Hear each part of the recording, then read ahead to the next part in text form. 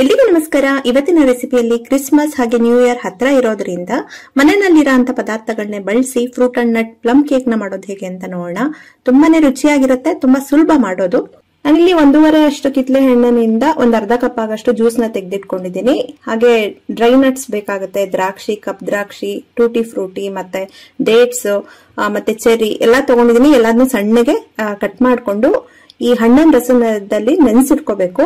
ನಿಮ್ಗೆ ಎಷ್ಟು ಟೈಮ್ ಇತ್ತು ಅಷ್ಟೊತ್ತು ನೆನೆಸಿಟ್ಕೊಳ್ಳಿ. ಒಂದ್ 8-10 ಗಂಟೆ ನೆನೆದ್ರಂತೂ ತುಂಬಾ ಚೆನ್ನಾಗಿ ಹಿಡಿಯುತ್ತೆ ಜ್ಯೂಸ್ ಎಲ್ಲ ಫ್ರೂಟಿಗೆ. ಇದು ನೆನಿಲಿ. ನೆಕ್ಸ್ಟ್ ಒಂದು ಪ್ಯಾನ್ ನ ಬಿಸಿ ಮಾಡ್ಕೊಂಡು 1/4 ಕಪ್ ಅಷ್ಟು ಸಕ್ಕರೆ ಹಾಕೋತಾ ಇದ್ದೀನಿ. ಫಸ್ಟ್ ಟೈಮ್ ಮಾಡ್ತಾ ಇದ್ದೀರಾ, ಕ್ಯಾರಮೆಲ್ ಸಿರಪ್ ಮಾಡ್ಲಿಕ್ಕೆ ಕಷ್ಟ ಆಗುತ್ತೆ ಅನ್ನೋರು ನೋಡಿ, ಇದರಲ್ಲಿ ಅರ್ಧದಷ್ಟು ಸಕ್ಕರೆನ ಪುಡಿ ಮಾಡ್ಕೊಂಡು ನಾವು ಬ್ಯಾಟರ್ ಮಾಡ್ಕೊಂತೀವಲ್ಲ ಅದಕ್ಕೆ ಹಾಕೋಬಹುದು. ವಿಸ್ಕ್ ಮಾಡ್ಕೊಳ್ಳುವಾಗ ಅರ್ಧದಷ್ಟು ಮಾತ್ರ ಸಕ್ಕರೆನ ಹಾಕೊಂಡು ಈ ತರ ಮಿಕ್ಸ್ ಮಾಡ್ತಾ ಬನ್ನಿ. ಮೀಡಿಯಂ ಉರಿನಲ್ಲಿ ಇಟ್ಕೊಂಡು ಇದು ಪೂರ್ತಿ ಕರಗಬೇಕು, ಸಕ್ಕರೆ ಪೂರ್ತಿ ಕರಗಬೇಕು. ನೀರೇನು ಹಾಕೊಳಕ್ ಹೋಗ್ಬಾರ್ದು. ಈ ಕಲರ್ ಬರುತ್ತೆ ನೋಡಿ, ಗೋಲ್ಡನ್ ಕಲರ್ ಬರುತ್ತೆ, ಸಕ್ಕರೆ ಎಲ್ಲ ಕರಗುತ್ತೆ. ಒಂದ್ ಕಡೆ ಬಿಸಿನೀರ್ ಕಾಯಿಸಿಟ್ಕೊಂಡಿರ್ಬೇಕು. ಎಷ್ಟು ಅಂದ್ರೆ ಸಕ್ಕರೆ ಎಷ್ಟು ತಗೊಂಡಿರ್ತೀವೋ ಅಷ್ಟು. ನೀವು ಅರ್ಧ ಕ್ವಾಂಟಿಟಿ ಎತ್ತಿಟ್ಕೊಂಡ್ರೆ ಅರ್ಧದಷ್ಟು ಮಾತ್ರ ಬಿಸಿನೀರ್ನ ಕಾಯಿಸಿ ಇಟ್ಕೊಂಡು ಸ್ವಲ್ಪನೇ ನೀರ್ನ ಹಾಕಿ ಮಿಕ್ಸ್ ಮಾಡ್ಕೊಳ್ಳಿ. ಊರಿನ ಪೂರ್ತಿ ಸಣ್ಣಗೆ ಇಟ್ಕೊಳ್ಳಿ. ಸಕ್ಕರೆ ಪಾಕ ಬರಬಾರ್ದು. ಪಾಕ ಬಂತು ಅಂತ ಅಂದ್ರೆ ಗಟ್ಟಿ ಆಗ್ಬಿಡತ್ತೆ, ಮಿಕ್ಸ್ ಮಾಡಕ್ ಆಗಲ್ಲ. ಸೊ ಹಾಗಾಗಿ ನೀವು ಎಷ್ಟು ಸಕ್ಕರೆ ತಗೊಂಡಿರ್ತೀರಾ ಅಷ್ಟೇ ನೀರ್ನ ಹಾಕೊಂಡು, ಸ್ವಲ್ಪ ಜಾಸ್ತಿ ಆದ್ರೂ ನಡೆಯುತ್ತೆ, ಕಮ್ಮಿ ಹಾಕೊಳಕ್ ಹೋಗ್ಬೇಡಿ, ಒಂಥರ ಪಾಕ ಬಂದಂಗ್ ಬಂದ್ಬಿಡತ್ತೆ. ಸೊ ಸ್ವಲ್ಪನೇ ಹಾಕೊಂಡು ಈ ತರ ಮಿಕ್ಸ್ ಮಾಡ್ಕೊಂಡು ಗ್ಯಾಸ್ ನ ಆಫ್ ಮಾಡಿ ಪೂರ್ತಿ ತಣ್ಣಗ ಆಗ್ಬಿಡ್ಬೇಕು. ಈ ತರ ತಿರುಗಿಸ್ತಾನೆ ಇರಿ. ಗ್ಯಾಸ್ ಆಫ್ ಮಾಡದ್ಮೇಲೂ ಕೂಡ ನೋಡಿ, ಗ್ಯಾಸ್ ಆಫ್ ಮಾಡದ್ಮೇಲೂ ಕೂಡ ತಿರುಗಿಸ್ತಾನೆ ಇದೀನಿ. ಸ್ವಲ್ಪ ತಣ್ಣಗಾಗೋವರೆಗೂ ಈ ತರ ತಿರುಗಿಸ್ತಾನೆ ಇರಿ, ಗಟ್ಟಿ ಆಗ್ಬಿಡತ್ತೆ. ಇಲ್ಲ ಅಂದ್ರೆ ಈ ಹದದಲ್ಲಿ ಇರ್ಬೇಕು, ತೆಳುವಾಗಿರ್ಬೇಕು. ನೀವು ಸಕ್ಕರೆನ ಪುಡಿ ಮಾಡ್ಕೊಂಡು ಬ್ಯಾಟರ್ ಕೂಡ ಹಾಕೋಬಹುದು. ಸ್ವಲ್ಪ ಕ್ವಾಂಟಿಟಿಯಲ್ಲಿ ಕ್ಯಾರಮೆಲ್ ಮಾಡ್ಕೋಬಹುದು. ಅದು ತಣ್ಣಗಾಗೋ ಅಷ್ಟೊತ್ತಿಗೆ ನೋಡಿ, ಒಂದು 5 ಟೇಬಲ್ ಸ್ಪೂನ್ ಅಷ್ಟು ಎಣ್ಣೆ ಹಾಕೋತಾ ಇದ್ದೀನಿ, ಅನ್ಫ್ಲೇವರ್ಡ್ ಆಯಿಲ್. ಹಾಗೆ ಹಾಲು ಅಥವಾ ಮೊಸರು, ಇದು ಫ್ರೆಶ್ ಮೊಸರು 2 ಗಂಟೆ ಆಗಿರೋದು ಎಪ್ಪಾಕಿ, ಫ್ರಿಡ್ಜ್ ಅಲ್ಲಿ ಇರೋದೆಲ್ಲ ಯೂಸ್ ಮಾಡಿಲ್ಲ. ಹಾಲು ಹಾಕೊಂಡ್ರು ನಡೆಯುತ್ತೆ. ಇದು ಅಷ್ಟೇ, ಎಣ್ಣೆ ಎಷ್ಟು ಹಾಕೊಂತೀವೋ ಒಂದು 5 ಟೇಬಲ್ ಸ್ಪೂನ್ ಅಷ್ಟು ಹಾಕೊಳ್ಳಿ. 1/4 ಕಪ್ಗಿಂತ ಸ್ವಲ್ಪ ಜಾಸ್ತಿ ಹಾಕೊಳ್ಳಿ. ಹಾಕೊಂಡು ಚೆನ್ನಾಗಿ ಮಿಕ್ಸ್ ಮಾಡ್ಕೊಳ್ಳಿ. ಈ ತರ ಒಂದಕ್ಕೊಂದು ಮಿಕ್ಸ್ ಆದ್ಮೇಲೆ ಕ್ಯಾರಮೆಲ್ ಸಿರಪ್ ಹಾಕೊಂಡು ಇದಕ್ಕೆ ಒಂದ್ ಸ್ವಲ್ಪ ಎಸೆನ್ಸ್, ವೆನಿಲಾ ಎಸೆನ್ಸ್ ಇದ್ರೆ ಒಂದ್ 2-3 ಹನಿಯಷ್ಟು ವೆನಿಲಾ ಎಸೆನ್ಸ್ ಕೂಡ ಹಾಕೊಂಡು ಚೆನ್ನಾಗಿ ಮಿಕ್ಸ್ ಮಾಡ್ಕೊಳ್ಳಿ. ಕ್ಯಾರಮೆಲ್ ಸಿರಪ್ ಈ ತರ ಎಲ್ಲ ಹೊಂದ್ಕೋಬೇಕು. ಅದಾದ್ಮೇಲೆ 1/4 ಕಪ್ ಆಗಷ್ಟು ಮೈದಾ ಹಾಕೋತಾ ಇದ್ದೀನಿ. ಮೈದಾನ ಈ ತರ ಜರಡಿ ಇಟ್ಕೋಬೇಕು. ಹಾಗೆ ಇದಕ್ಕೆ 2 ಟೇಬಲ್ ಸ್ಪೂನ್ ಅಷ್ಟು ಹಾಲಿನ ಪುಡಿ, ಹಾಗೆ 2 ಟೇಬಲ್ ಸ್ಪೂನ್ ಅಷ್ಟು ಕೋಕೋ ಪೌಡರ್ ನ ಹಾಕೋತಾ ಇದ್ದೀನಿ. ಇದು ಆಪ್ಷನಲ್, ಬೇಕು ಅಂದ್ರೆ ಹಾಕೊಳ್ಳಿ, ಇಲ್ಲ ಮೈದಾನೆ 1.5 ಕಪ್ ಅಷ್ಟು ಹಾಕೋಬಹುದು. ಎಲ್ಲ ಸೇರಿ 1.5 ಕಪ್ ಆಗಿದೆ ಈ ಕ್ವಾಂಟಿಟಿಗೆ. ಇದನ್ನ ಹಾಗೇನೆ ಮಿಕ್ಸ್ ಮಾಡ್ಕೊಳ್ಳಿ. ಈ ತರ ಕಟ್ ಅಂಡ್ ಫೋಲ್ಡ್ ಮೆಥಡ್ ಅಲ್ಲಿ ಮಿಕ್ಸ್ ಮಾಡ್ಕೋಬೇಕು. ಹಾಲೇನು ಸೇಸಕ್ ಹೋಗ್ಬೇಡಿ, ಗಟ್ಟಿ ಇರ್ಬೇಕು. ಇದು ನೋಡಿ, ಈ ಹದ ಇರ್ಬೇಕು. ನಾರ್ಮಲ್ ನಾವು ಕೇಕ್ ಪ್ಯಾಟರ್ನ್ ಮಾಡ್ತೀವಲ್ಲ ಅದರಷ್ಟು ತೆಳು ಇತ್ತು ಅಂತ ಅಂದ್ರೆ ನಟ್ಸ್ ಎಲ್ಲ ಕೆಳಗೋಗಿ ಕುತ್ಕೊಂಡ್ಬಿಡುತ್ತೆ. ನೋಡಿ, ಇದು 8 ಗಂಟೆ ನೆನ್ಸಿದ್ದೆ, ಚೆನ್ನಾಗಿ ನೆಂದಿದೆ. ಬೇಕರಿಗಳಲ್ಲೆಲ್ಲ ಏನ್ ಮಾಡ್ತಾರ ಅಂದ್ರೆ ರಮ್ ಅಲ್ಲಿ ಈ ಫ್ರೂಟ್ಸ್ ನೆಲ್ಲ ನೆನ್ಸಿಡ್ತಾರೆ 15 ದಿವಸದ ಮುಂಚೆ, ಹುಳಿ ಬಂದಿರತ್ತದು. ಸೊ ಅದೇ ಘಾಟ್ ಬರುತ್ತೆ, ನೀವು ಕೇಕ್ ತಿನ್ನುವಾಗ ಗೊತ್ತಾಗುತ್ತೆ. ಇದಕ್ಕೆ ಗೋಡಂಬಿ ಮತ್ತೆ ಬಾದಾಮಿನ ಸಣ್ಣಗೆ ಹೆಚ್ಕೊಂಡು ಹಾಕೋತಾ ಇದ್ದೀನಿ. ಇದನ್ನು ಹಾಕೊಂಡು ಮಿಕ್ಸ್ ಮಾಡ್ಕೊಂಡು 1 ಟೀ ಸ್ಪೂನ್ ಅಷ್ಟು ಬೇಕಿಂಗ್ ಪೌಡರ್, 1/4 ಟೀ ಸ್ಪೂನ್ ಅಷ್ಟು ಅಡಿಗೆ ಸೋಡಾ, 1 ಚಿಟಿಕೆ ಅಷ್ಟು ಉಪ್ಪನ್ನ ಹಾಕಿ ಇದಕ್ಕೆ ಚಕ್ಕೆ ಲವಂಗದ ಪುಡಿ ಒಂದ್ ಅರ್ಧ ಸ್ಪೂನು, ಹಾಗೆ ಏಲಕ್ಕಿ, ಶುಂಠಿ, ಒಣಶುಂಠಿ, ಹಾಗೆ ಸ್ವಲ್ಪ ಜಾಯಿಕಾಯಿ ಇರುತ್ತಲ್ಲ ಅದನ್ನು ತುರ್ದು ಹಾಕೊಂಡಿದ್ದೀನಿ. ಇದಕ್ಕೆ 1 ಸ್ಪೂನ್ ನಷ್ಟು ಮಾತ್ರ ಕಾದಿರ ಹಾಲು, ಸ್ವಲ್ಪ ಬೆಚ್ಚಗಿರ ಅಂತ ಹಾಲನ್ನ ಹಾಕೊಂಡು ಮಿಕ್ಸ್ ಮಾಡ್ಕೊಳ್ಳಿ. ವಿನೆಗರ್ ಸಹಿತ ಹಾಕೋಬಹುದು, ಒಂದ್ ಸ್ವಲ್ಪ ಹಾಕೊಂಡು ಮಿಕ್ಸ್ ಮಾಡ್ಕೊಂಡು ನಾವು ಕೊನೆಯಲ್ಲಿ ಹಾಕೋಬೇಕು. ಈ ಫ್ರೂಟ್ ಅಂಡ್ ನಟ್ ಕೇಕ್ ಅಲ್ಲಿ ಕೊನೆಯಲ್ಲಿ ಸೋಡಾನ ಹಾಕೊಂಡು ನೋಡಿ ಕೇಕ್ ಟಿನ್ಗೆ ಟ್ರಾನ್ಸ್ಫರ್ ಮಾಡ್ಕೋತಾ ಇದ್ದೀನಿ. ತಳಕ್ಕೆ ಬಟರ್ ಪೇಪರ್ ಹಾಕೊಂಡಿದ್ದೀನಿ, ಸುತ್ತನೂ ಬಟರ್ ಪೇಪರ್ ಹಾಕೊಂಡಿದ್ದೀನಿ. ಇದ್ರೆ ಹಾಕೊಳ್ಳಿ, ಇಲ್ಲ ಅಂದ್ರೆ ಸ್ವಲ್ಪ ಎಣ್ಣೆ ಮತ್ತೆ ಮೈದಾನ ಸ್ಪ್ರಿಂಕಲ್ ಮಾಡ್ಕೋಬಹುದು. ಇದನ್ನೆಲ್ಲ ಹಾಕಿ ಚೆನ್ನಾಗಿ ಟ್ಯಾಪ್ ಮಾಡಿ ಮೇಲ್ಗಡೆ ಡ್ರೈ ನಟ್ಸ್ ಇಂದ ಡೆಕೋರೇಟ್ ಮಾಡ್ತಾ ಇದ್ದೀನಿ. ಯಾವ ರೀತಿ ಬೇಕೋ ಆ ರೀತಿ ಮಾಡ್ಕೋಬಹುದು. ಸ್ವಲ್ಪ ಚೆರಿ ಎಲ್ಲ ಹಾಕೊಂಡು ಈ ಟೂಟಿ ಫ್ರೂಟಿ ಎಲ್ಲ ಹಾಕೊಂಡ್ರೆ ಚೆನ್ನಾಗಿರುತ್ತೆ. ಬೇಕರಿಲಿ ಸಿಗೋ ರೀತಿನೇ ಇದ್ರೆ ಮಕ್ಕಳು ಕೂಡ ಇಷ್ಟಪಟ್ಟು ಖುಷಿಯಾಗಿ ತಿಂತಾರೆ. ಇದಿಷ್ಟನ್ನು ಚೆನ್ನಾಗಿ ಟ್ಯಾಪ್ ಮಾಡ್ಬಿಟ್ಟು ಕುಕ್ಕರ್ ನಲ್ಲಿ ಪ್ರೀ ಹೀಟ್ ಮಾಡಿರೋ ಅಂತ ಕುಕ್ಕರ್ ಒಂದು 10 ನಿಮಿಷ ಕಾದಿದೆ. ಸೊ ಬಿಸಿ ಇರುತ್ತೆ, ಮಿಡಲ್ ಅಲ್ಲಿ ಇಟ್ಬಿಟ್ಟು ಸುತ್ತ ಜಾಗ ಇರ್ಬೇಕು. ಈ ತರ ಇದನ್ನ ಕವರ್ ಮಾಡಿ, ನಾರ್ಮಲ್ ಕೇಕ್ ಆದ್ರೆ ಒಂದ್ 30 ನಿಮಿಷ ಬೇಯಿಸ್ತೀರಲ್ವಾ, ಇದು 50-55 ನಿಮಿಷ ಬೇಕು. ಮಧ್ಯದಲ್ಲಿ ಒಂದ್ 40 ನಿಮಿಷ ಆದ್ಮೇಲೆ ಚೆಕ್ ಮಾಡ್ಕೊಳ್ಳಿ. ಟೂತ್ ಪಿಕ್ ನ ಹಾಕೊಂಡು ಇದನ್ನ ಕವರ್ ಮಾಡಿ ಬಿಡಿ, ಕಂಪ್ಲೀಟ್ ಆಗಿ ತಣ್ಣಗಾಕೆ, ಇಲ್ಲಾಂದ್ರೆ ಡ್ರೈ ಆಗ್ಬಿಡತ್ತೆ ಮೇಲೆಲ್ಲ. ಸೊ ಕವರ್ ಮಾಡಿ ಪೂರ್ತಿ ತಣ್ಣಗಾದ್ಮೇಲೆ ತೆಕ್ಕೋಬೇಕು. ಇದು ಒಂದು 55 ನಿಮಿಷ ಆಗಿದೆ.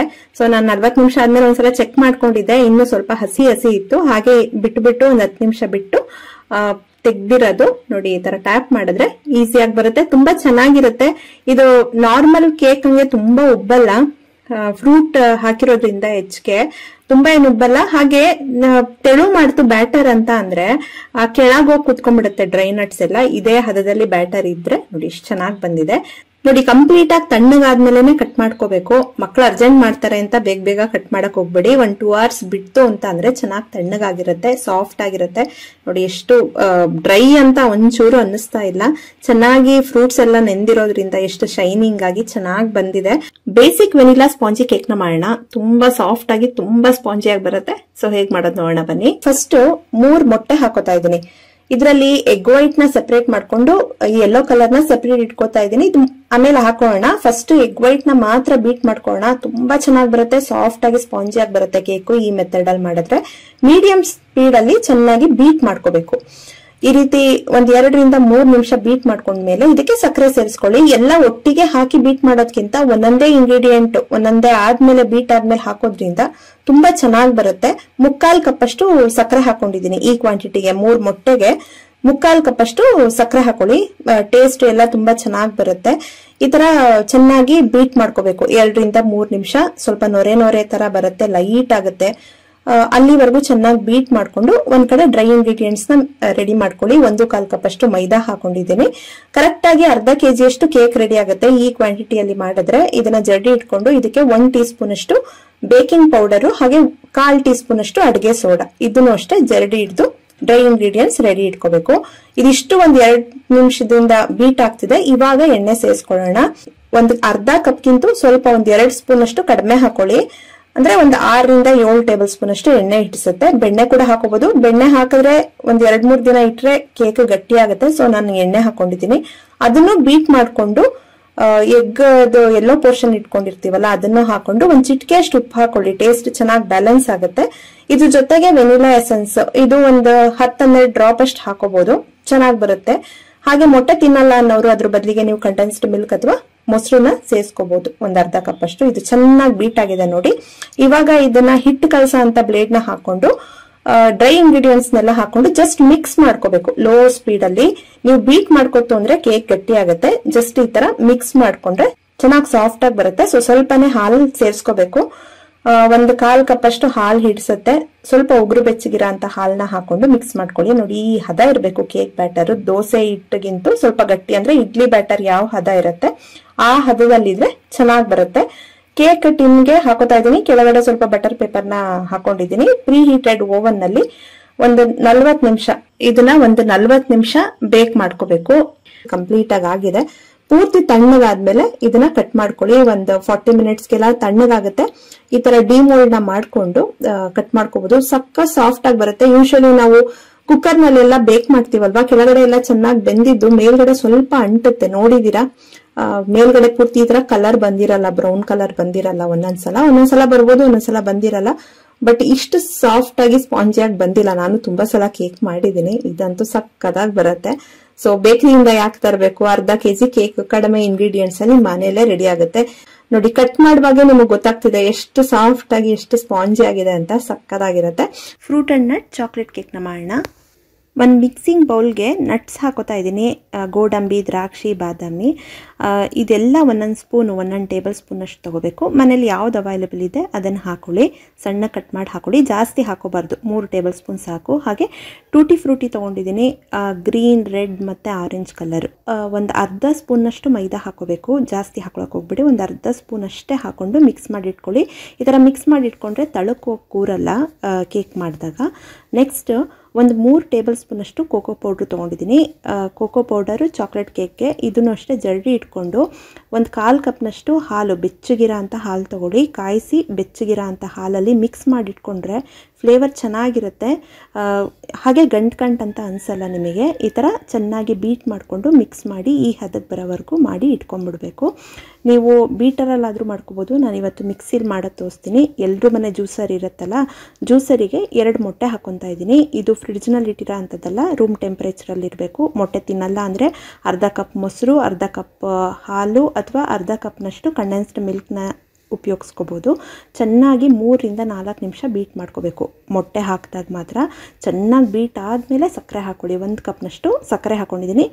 ಇದಕ್ಕೇ ಕರೆಕ್ಟ್ 10ರಿಂದ 12 ಡ್ರಾಪ್ ಅಷ್ಟು ವೆನಿಲಾ ಎಸೆನ್ಸ್ ಹಾಕೊತಾ ಇದ್ದೀನಿ. ಮೊಟ್ಟೆ ಹಾಕಲಿಲ್ಲ ಅನ್ನೋರು ಎಸೆನ್ಸ್ ಕಡಿಮೆ ಹಾಕಿದ್ರೂ ನಡೆಯುತ್ತೆ. ಮೊಟ್ಟೆಲಿ ಮಾಡೋದ್ರಿಂದ ನಿಮಗೆ ಸ್ವಲ್ಪನೂ ಸ್ಮೆಲ್ ಬರಬಾರ್ದು ಅಂದರೆ ವೆನಿಲಾ ಎಸೆನ್ಸ್ನ ಹಾಕ್ಕೊಳ್ಳಿ. ಒಂದು 10-12 ಡ್ರಾಪ್ಸ್ ಹಾಕ್ಕೊಳ್ಳಿ.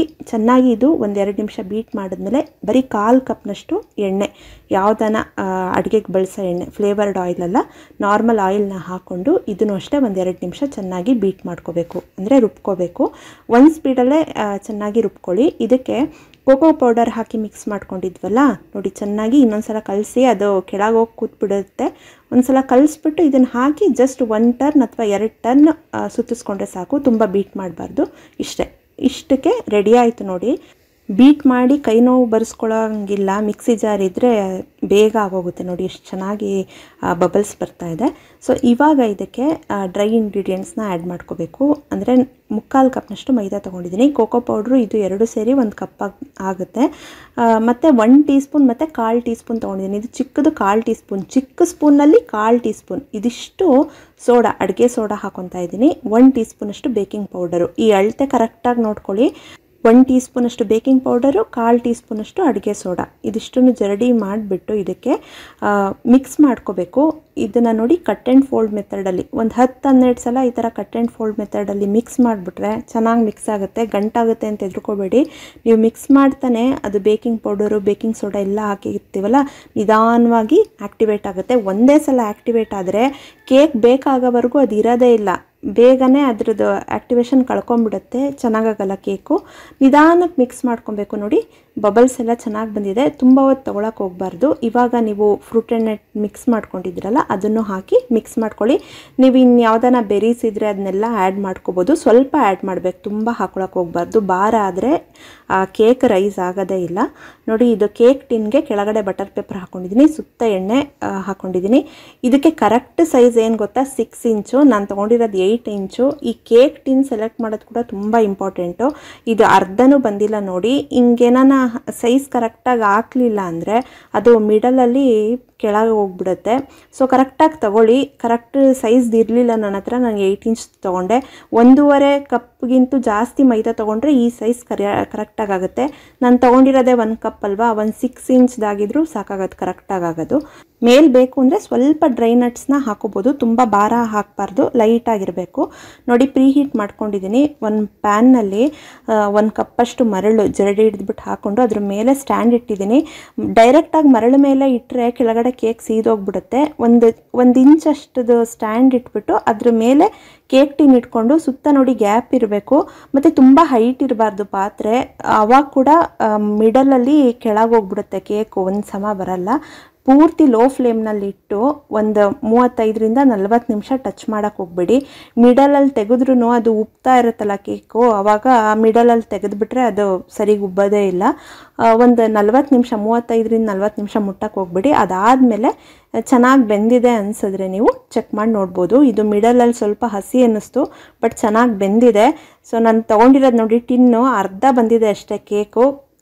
ಅರ್ಧಕ್ಕಿಂತ ಕಡಿಮೆ ಇತ್ತು, 1/4 ಭಾಗಕ್ಕಿಂತ ಸ್ವಲ್ಪ ಜಾಸ್ತಿ ಇತ್ತು ಬ್ಯಾಟರ್ ಹಾಕಿದಾಗ. ಒಂದು 3/4 ಭಾಗದಷ್ಟು ಆಗಿದೆ. ಫುಲ್ ರೈಸ್ ಆಗಿದೆ, ಕೇಕ್ ಎಲ್ಲ ಚೆನ್ನಾಗಾಗಿದೆ. ಬಟ್ ನಿಮಗೆ ಫುಲ್ ಬೇಕು ಅಂದರೆ 6 ಇಂಚ್ ಪ್ಯಾನ್ ತಗೊಳ್ಳಿ, ಕರೆಕ್ಟಾಗಿ ಬರುತ್ತೆ, ಒಂದು ಲೆವೆಲಲ್ಲಿ ಬರುತ್ತೆ, ಮೇಲ್ ಕೂಡ ಚೆನ್ನಾಗಿ ಬಲ್ಜ್ ಆಗುತ್ತೆ. ಇದು ನೋಡಿ ಮಿಡಲಲ್ಲಿ ಕೂಡ ಚೆಕ್ ಮಾಡಿದ್ದೀನಿ, ಒಂಚೂರು ಹಸಿ ಇಲ್ಲ, ಚೆನ್ನಾಗಿ ಬೆಂದಿದೆ. ಇದನ್ನು 1 ಅವರ್ ಮುಟ್ಟಕ್ಕೆ ಹೋಗಬಾರ್ದು. ಆ ಮೇಲ್ ಲೇಯರ್ ಎಲ್ಲ ಒಣಗಬಾರ್ದಂದರೆ ನೀವು ಅದ್ರ ಮೇಲೆ ಕವರ್ ಮಾಡಿಡಬೇಕು. ಪ್ಲೇಟ್ ಆದರೂ ಸರಿ ಅಥವಾ ಕಿಚನ್ ಟವಲ್ ಆದರೂ ಸರಿ, ನೀಟಾಗಿ ಕವರ್ ಮಾಡ್ಕೊಳ್ಳಿ. ಕವರ್ ಮಾಡಿಟ್ಬಿಟ್ಟು 1 ಗಂಟೆ ಬಿಟ್ಟುಬಿಟ್ಟು ಆಮೇಲೆ ಕಟ್ ಮಾಡ್ಕೊಳ್ಳಿ.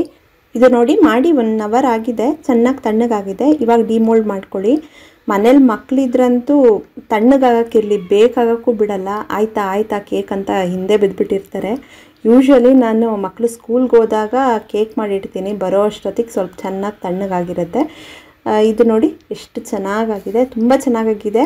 ಕೇಕ್ ಟಿನ್ ನೀವು ಸೆಲೆಕ್ಟ್ ಮಾಡುವಾಗ ಮಾತ್ರ ಕರೆಕ್ಟ್ ಸೈಜ್ ಸೆಲೆಕ್ಟ್ ಮಾಡ್ಕೊಳ್ಳಿ. 1 ಕಪ್ ಮೈದಾ ಹಿಟ್ಟಿಗೆ 6 ಇಂಚ್ ಕೇಕ್ ಟಿನ್ ಸಾಕು. ಅಂದರೆ ಒಂದು 3 ಇಂಚಷ್ಟು ಹೈಟು ಮತ್ತು ಒಂದು 6 ಇಂಚ್ ಅಷ್ಟು ಬಿಡ್ತಿದ್ರೆ ಕರೆಕ್ಟಾಗಿ ಬರುತ್ತೆ, ಒಂದು ಲೆವೆಲಿಗೆ ಬರುತ್ತೆ. ನಾನು ಸ್ವಲ್ಪ ದೊಡ್ಡ ತೊಗೊಂಡಿದ್ದೀನಿ, ಮಿಡಲಲ್ಲಿ ಸ್ವಲ್ಪ ಕೆಳಗೆ ಹೋಗಿದೆ ಅಷ್ಟೇ. ಟೇಸ್ಟ್ ಮಾತ್ರ ಸೂಪರಾಗಿದೆ. ಇದೇ ಅಳತೆಯಲ್ಲಿ ಮಾಡಿದ್ರೆ ನೀವು ನೋಡಿ ಎಷ್ಟು ಸ್ಪಾಂಜಿಯಾಗಿ ತುಂಬ ಚೆನ್ನಾಗಾಗುತ್ತೆ. ಇಷ್ಟಪಟ್ಟು ತಿಂತಾರೆ. ಹೆಂಗೆ ಕೇಕ್ ಮಾಡಿದ್ರಿ ಹೆಂಗೆ ಖಾಲಿ ಆಯಿತು ಅಂತಲೇ ಗೊತ್ತಾಗಲ್ಲ. ಅರ್ಧ ಗಂಟೆ ಬಿಟ್ಟರೆ ಒಂದು 3-4 ಜನ ಮಕ್ಕಳಿದ್ರೆ ಪಟ್ ಅಂತ ಖಾಲಿ ಮಾಡಿಬಿಡ್ತಾರೆ. ಅಷ್ಟು ಚೆನ್ನಾಗಿದೆ, ಇಷ್ಟಪಟ್ಟು ತಿಂತಾರೆ. ಹೊರಗಡೆ ತಂದು ಕೊಡೋದಕ್ಕಿಂತ ಮನೆಯಲ್ಲೇ ಈ ಥರ ಮಾಡಿದ್ರೆ ನಿಮಗೂ ಕೂಡ ಖುಷಿ ಅಲ್ಲ. ನ್ಯೂ ಇಯರ್ಗಾಗ್ಬೋದು, ಕ್ರಿಸ್ಮಸ್ಗಾಗ್ಬೋದು ತುಂಬ ಚೆನ್ನಾಗಿರುತ್ತೆ. ಚಿಕ್ಕ ಚಿಕ್ಕ ಟಿಪ್ಸ್ನ ನಾನು ಹೇಳಿರೋದನ್ನೆಲ್ಲ ಫಾಲೋ ಮಾಡಿ ಈ ಕ್ರಿಸ್ಮಸ್ಗೆ ಅಥವಾ ನ್ಯೂ ಇಯರ್ಗೆ ನೀವು ಕೂಡ ಈ ಥರ ಕೇಕ್ ಮಾಡಿ ನೋಡಿ. ತುಂಬ ಡ್ರೈ ನಟ್ಸ್ ಎಲ್ಲ ಹೆವಿಯಾಗಿ ಹಾಕ್ಬಾರ್ದು, ಅದು ರೈಸ್ ಆಗೋಕ್ಕೆ ಬಿಡಲ್ಲ. ಹಾಗೆ ನೀವು ಕೇಕ್ ಮಾಡುವಾಗ ಒಂದೇನು ಗೊತ್ತಾ, ಯಾವುದೇ ಇಂಗ್ರೀಡಿಯೆಂಟ್ಸ್ ತೊಗೊಂಡ್ರು ಎಲ್ಲ ರೂಮ್ ಟೆಂಪ್ರೇಚರಲ್ಲಿ ಇರಬೇಕು. ಫ್ರಿಡ್ಜ್ನಲ್ಲಿ ಇಟ್ಟಿರೋ ಅಂಥದ್ದು ಯಾವುದೇ ಡೈರೆಕ್ಟಾಗಿ ತಂದು ಹಾಕಿದ್ರು ಅದು ನಿಜವಾಗ್ಲೂ ರೈಸ್ ಆಗಲ್ಲ. ಸ್ವಲ್ಪ ರೂಮ್ ಟೆಂಪ್ರೇಚರ್ಗಿರಬೇಕು. ಬೆಚ್ಚಗಿದ್ರೂ ಓಕೆ, ಹಾಲೆಲ್ಲ ಸ್ವಲ್ಪ ಬೆಚ್ಚಗೆ ಮಾಡಿಬಿಟ್ಟು ಹಾಕೊಂಡ್ರೆ ಒಳ್ಳೆಯದು, ಚೆನ್ನಾಗಿ ರೈಸ್ ಆಗುತ್ತೆ. ಹಾಗೆ ಬೇಕಿಂಗ್ ಪೌಡರು, ಬೇಕಿಂಗ್ ಸೋಡಾ ಹಾಕಿ ಅದು ಇಮಿಡಿಯೇಟಾಗಿ ಕಲಿಸ್ಬಿಟ್ಟು ಮಾಡಿದ್ರು ಕೂಡ ಬೇಗ ಅದು ಆ್ಯಕ್ಟಿವೇಟ್ ಆಗಿಬಿಟ್ಟು ಬೇಗ ಅದು ಆ್ಯಕ್ಟಿವೇಶನ್ ನಿಲ್ಲಿಸ್ಬಿಡುತ್ತೆ. ಅವಾಗ ಕೂಡ ಮಿಡಲಲ್ಲಿ ಅಂಟ್ತಾ ಇರುತ್ತೆ ಕೇಕ್. ಆ ಥರ ಮಾಡ್ಕೊಳಕ್ಕೆ ಹೋಗ್ಬೇಡಿ. ಓವನಲ್ಲಿ ಮಾಡಿದಾಗ ಏನು ಗೊತ್ತಾ, ಮೇಲ್ಗಡೆ ಲೇಯರು ಕೆಳಗಡೆ ಲೇಯರ್ ಎಲ್ಲ ಒಂದೇ ಸಮ ಕುಕ್ ಆಗುತ್ತೆ. ಗ್ಯಾಸಲ್ಲಿ ಮಾಡಿದಾಗ ಕೆಳಗಡೆ ಲೇಯರ್ ನೀಟಾಗಿ ಬೇಕಾಗಿರುತ್ತೆ, ಮೇಲ್ಗಡೆ ಸ್ವಲ್ಪ ಸ್ಟಿಕ್ಕಿ ಇರುತ್ತೆ. ಬಟ್ ಅದು ಟೈಮ್ ಕೊಟ್ಟು ಚೆನ್ನಾಗಿ ನೀಟಾಗಿ ಬೇಕಾಗಿದ್ಮೇಲೆ ತೆಕ್ಕೋಬೇಕು. ನೋಡಿ ಎಷ್ಟು ಚೆನ್ನಾಗಾಗಿದೆ. ನೀವು ಕೂಡ ಟ್ರೈ ಮಾಡಿ ನೋಡಿ. ಖಂಡಿತ ನಿಮ್ಮೆಲ್ರಿಗೂ ಇಷ್ಟ ಆಗಿದೆ ಅನ್ಕೊತೀನಿ. ಇಷ್ಟ ಆದರೆ ಲೈಕ್ ಮಾಡಿ, ಶೇರ್ ಮಾಡಿ. ಮತ್ತಷ್ಟು ಇಂಟ್ರೆಸ್ಟಿಂಗ್ ರೆಸಿಪೀಸ್ಗಾಗಿ ವೈಷ್ಣವಿ ಚಾನಲ್ಗೆ ಸಬ್ಸ್ಕ್ರೈಬ್ ಆಗೋದು ಮರಿಬೇಡಿ. Thank you.